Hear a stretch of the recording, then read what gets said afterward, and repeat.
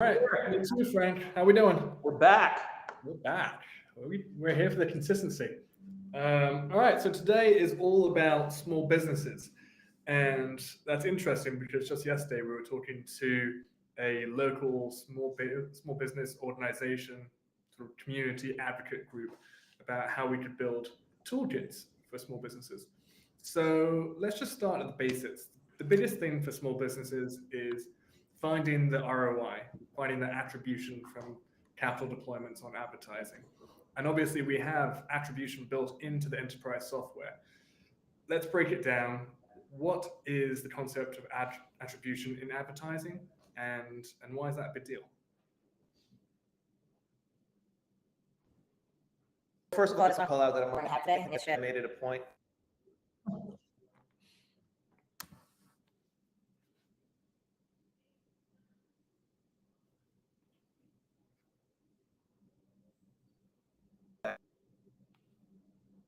Brands, small brands, and one of the reasons for the technology is when we were running a big agency and we could only work with the biggest brands, we couldn't help the little guy, right? So attribution basically comes back to, and tie it back to the hat. The fun part about technology is to get to our hats and sneakers. Attribution in its basic form is return on investment. How do you attribute a sale to a string of events that happened beforehand?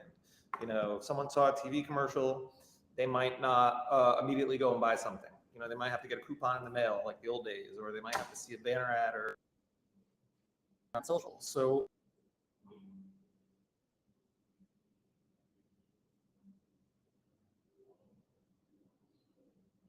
that you're trying to achieve, and it's not always a sale. Sometimes it's registering for a webinar, you know, fast and affordably channel of media types and marketing types. You know, attribution in its basic form is just return on investment, attributing a sale to a tactic. And the thing that I love about what we've built is that we go beyond what's called last click attribution. So it's not just that banner ad that someone clicks, because it's going to take a whole lot more to get someone to click a banner ad if they don't know a brand or trust a brand. Whereas with 5-tier, you can run a billboard or a TV commercial and then target the banner ad to play, so that that person already has familiarity. They trust it because it's on a higher profile type of media.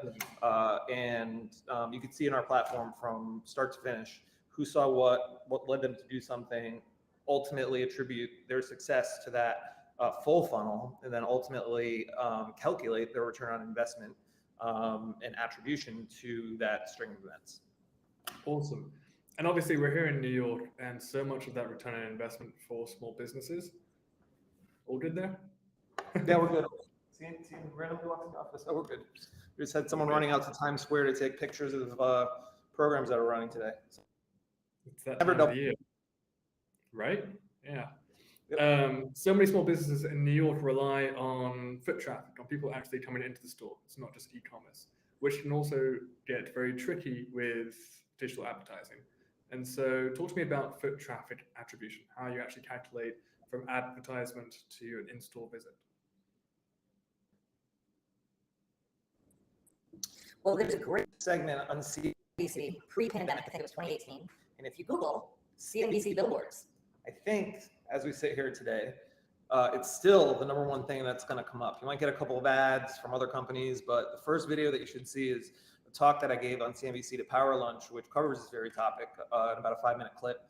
But quickly, we all have mobile phones. You know, our mobile phones do a lot of good for us. And I remember years back when I was trying to talk to people about the value, the transfer of value.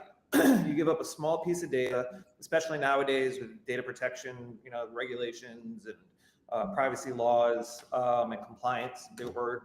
You know, you don't have to be worried about giving up that nugget of information that says you're at Macy's, because a lot of it's anonymized, you know, and nowadays companies are required in a lot of cases to tell you if it's anonymized and to get your consent in order to use that information. So if you're doing something like buying a gift for your wife or buying a gift for your girlfriend or boyfriend, obviously don't want to be tracked Macy's if you told them that you were So there's protection around the things that I covered that didn't exist in the past that now make it. getting that information. Let's say that advertiser that tried to contact you to go buy a T-shirt knew that you, Bear, saw a TV spot.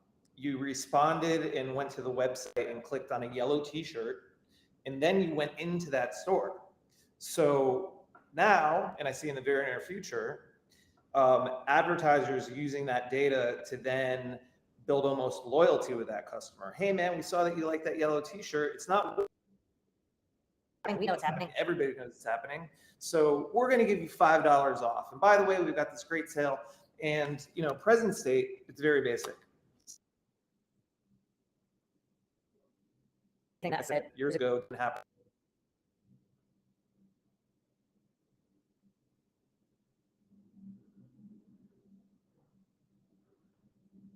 Elaborate on it.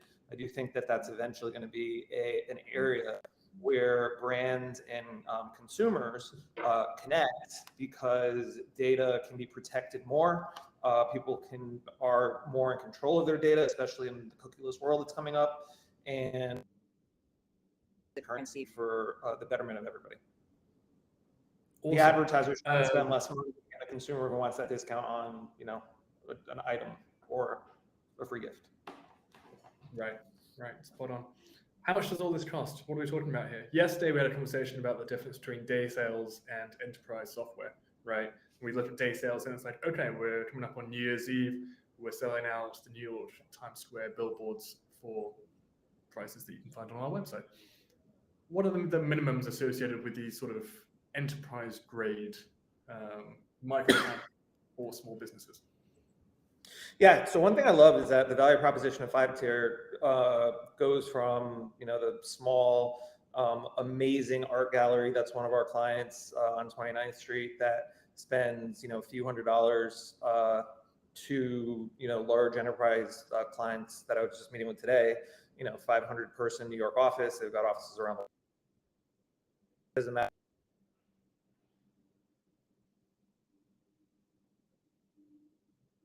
To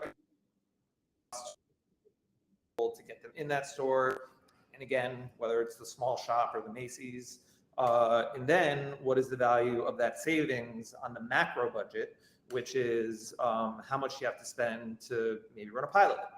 So across the board, the answer is the same. It comes down to one blended price. We chalk it up to a price of media. And immediately, because we offer targeting and we offer attribution, as you just mentioned, and we offer real-time changes and report, added value to that just in the cost of media. And then what we do is we go to our data partners. We say, look, we're going to pay you the same fractional amount to access this data on a per play basis or per access basis. So to the end client, what I was just saying today is that it ends up only being very marginal, all things considered, cost tacked on to the price of media. So in the old world, we had CPMs, cost per thousand. Right. Impressions you want to buy? Oh, I want to buy 1,000 impressions and I want to buy it at a $30 CPM because that's the channel. So you pay $30, right? But then you know what happens. No one broke it down to cost per play. So we're big on cost per play. Now, how much do I want to pay for that one impression to reach Bear? I know Bear's going to spend $5, so I want to spend $1 and make 4 or 3 after the cost of the goods sold, right? Because I know he really wants this thing. So that $1 per play to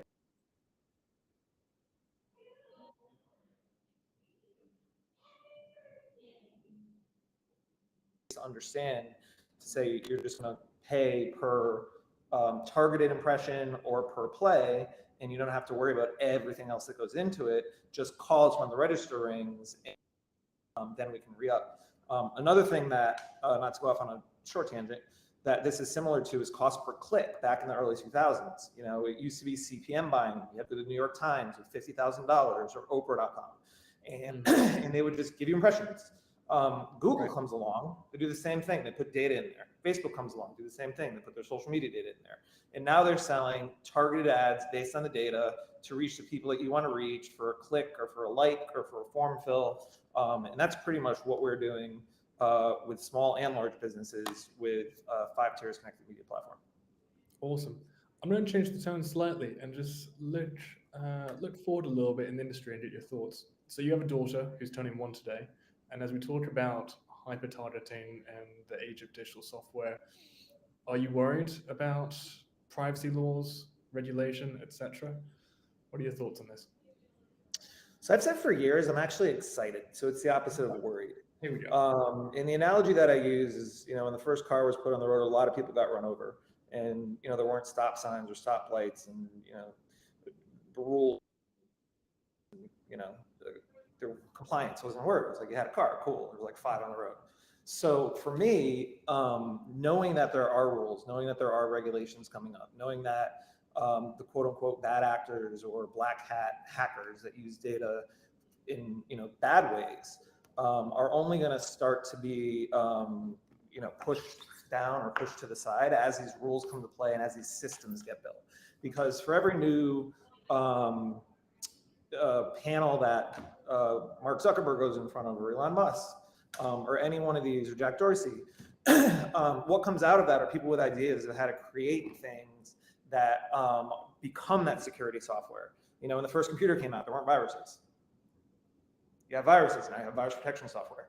So the further we go down the path, the more I get excited for knowing that there are going to be rules of the road that people can play by, because certainly for a company like ours, when there's gray area, it's not necessarily a good thing. I mean, there's certainly things that we can leverage to our advantage as a smaller company. But at the same time, like, the rules that are going to come out and the tools that we can leverage to make sure that everybody's playing by the same book or playing the same rule book, I think are going to be beneficial. So certainly not. I tried to sign up for a Facebook account when she was 6 months in the womb. Evidently, you can't sign a unborn.